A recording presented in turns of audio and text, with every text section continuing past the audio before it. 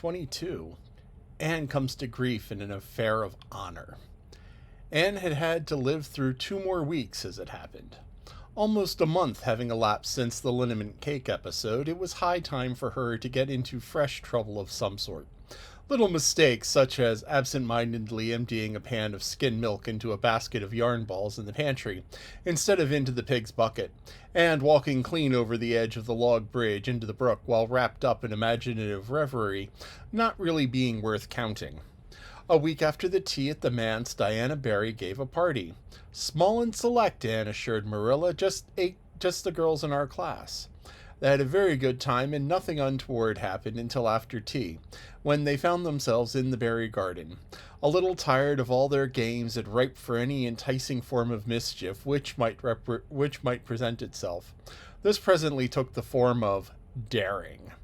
Daring was the fashionable amusement among the Avonlea small fry just then.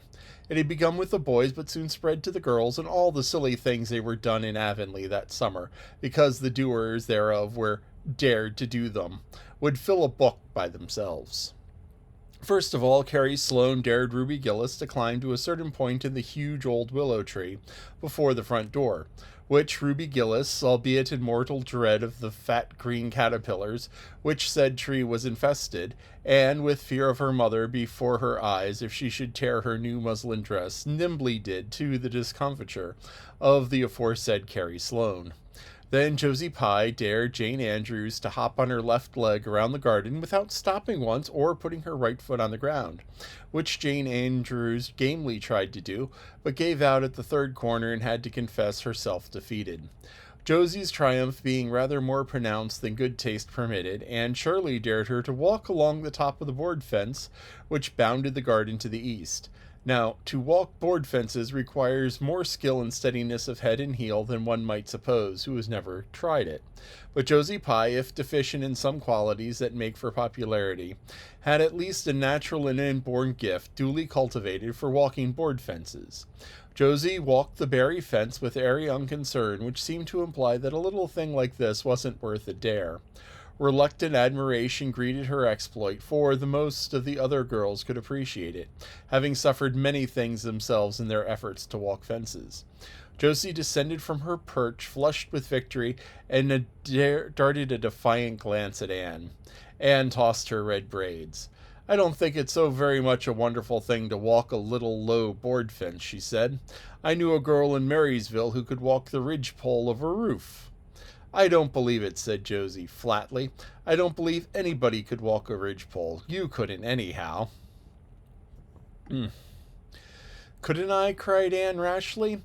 "Then I dare you to do it," said Josie defiantly. "I dare you to climb up there and walk the ridgepole of Mrs. Barry's kitchen roof." Anne turned pale, but there was clearly only one thing to be done. She walked toward the house where a ladder was leaning against the kitchen roof. All the fifth-grade girls said, "Oh," partly in excitement, partly in dismay. "Don't you do it," Anne entreated Diana. "You'll fall off and be killed. Never mind Josie Pye. It isn't fair to dare anybody to do anything so dangerous." "I must do it. My honor is at stake," said Anne solemnly. "I shall walk that ridgepole, Diana, or perish in the attempt. If I am killed, you are to have my pearl bead ring." Anne climbed up the ladder amid breathless silence, gained the ridgepole, balanced herself uprightly on that precarious footing, and started walking along it, dizzily conscious that she was uncomfortably high up in the world, and that walking ridgepoles was not a thing in which your imagination helped you out much. Nevertheless, she managed to take several steps before the catastrophe came. Then she swayed, lost her balance, stumbled, staggered, and fell, sliding down over the sun-baked roof and crashing off it through the tangle of Virginia creeper beneath, all before the dismayed circle below could give a simultaneous terrified shriek. If Anne had tumbled off the roof on the side up which she had ascended, Diana probably would have fallen heir to the pearl bead ring then and then.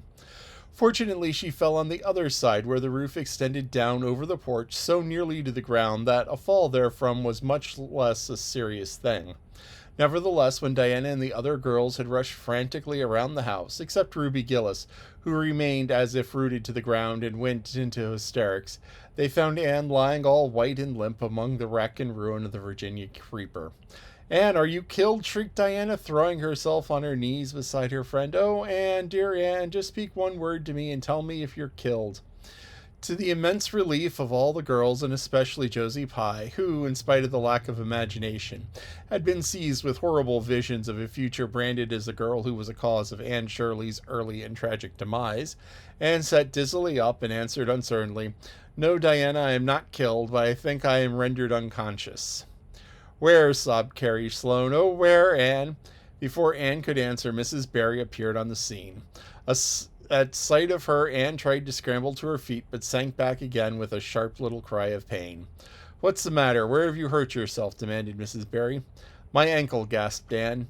Oh, Diana, please find your father and ask him to take me home. I know I can never walk there, and I'm sure I couldn't hop so far in one foot when Jane couldn't even hop around the garden. Marilla was out in the orchard picking a panful of summer apples when she saw Mr. Barry coming over the log bridge and up the slope, with Mrs. Barry beside him and a whole procession of little girls trailing after him.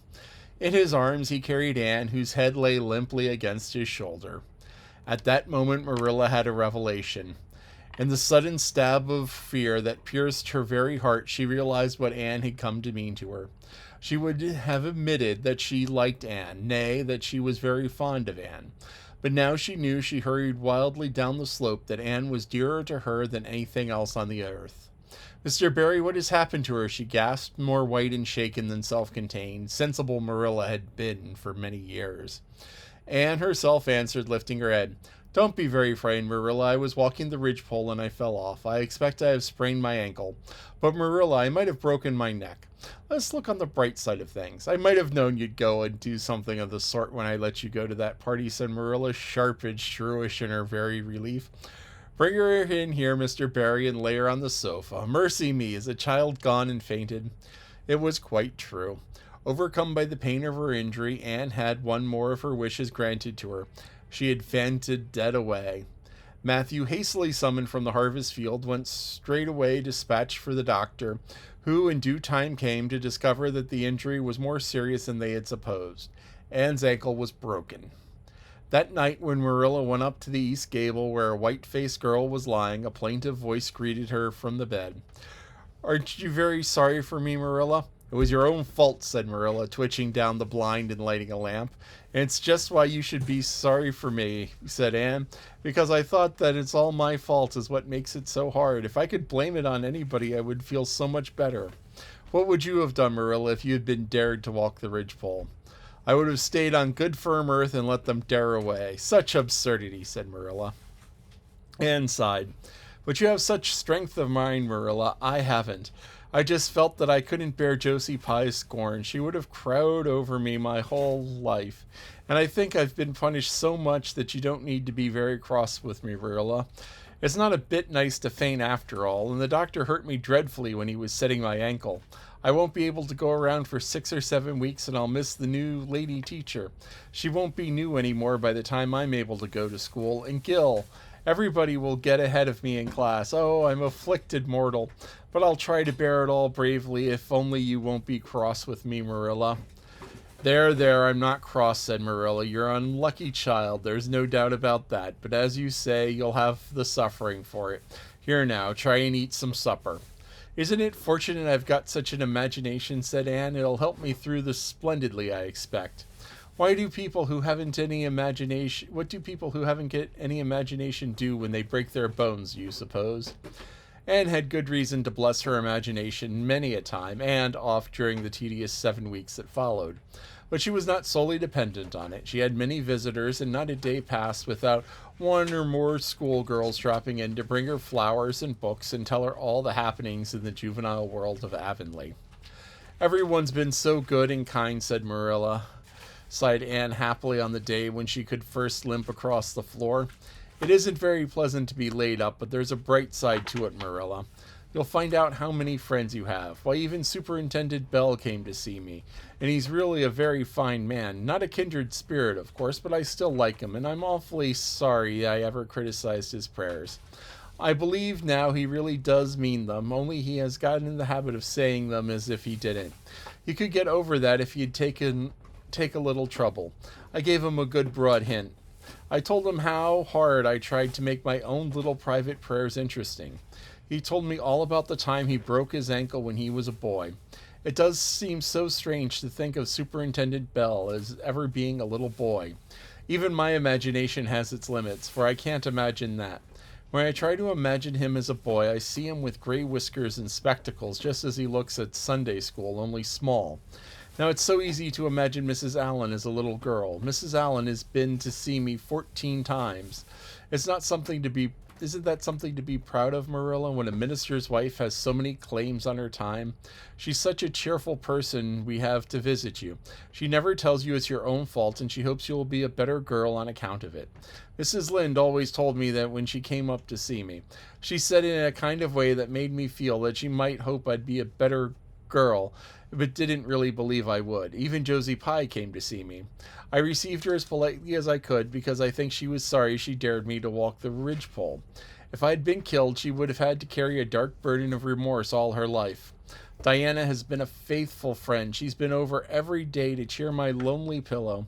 But oh, I shall never be so glad when I can go to school, for I've heard such exciting things about the new teacher. The girls think she's perfectly sweet. Diana says that she has the loveliest fair curly hair and such fascinating eyes. She dresses beautifully and her sleeve puffs are bigger than anyone else's in Avonlea. Every other Friday afternoon she has recitations and everybody gets to say a piece or take a part in dialogue. Oh, it's just glorious to think of it. Josie Pye says she hates it, but that's just because Josie has so little imagination. Diana and Ruby Gillis and Jane Andrews are preparing a dialogue called A Morning Visit for next Friday. And Friday afternoons they don't have recitations. Miss Stacy takes them all to the woods for a field day, and they study ferns and flowers and birds, and they have a physical culture exercises every morning and evening. Mrs. Lynde said she never heard of such goings on, and all the time comes of having a lady teacher. But I think it must be splendid. I believe I shall find that Miss Stacy is a kindred spirit. There's only one thing plain to be seen, Anne, said Marilla, and that is your fall off the berry roof hasn't injured your tongue at all.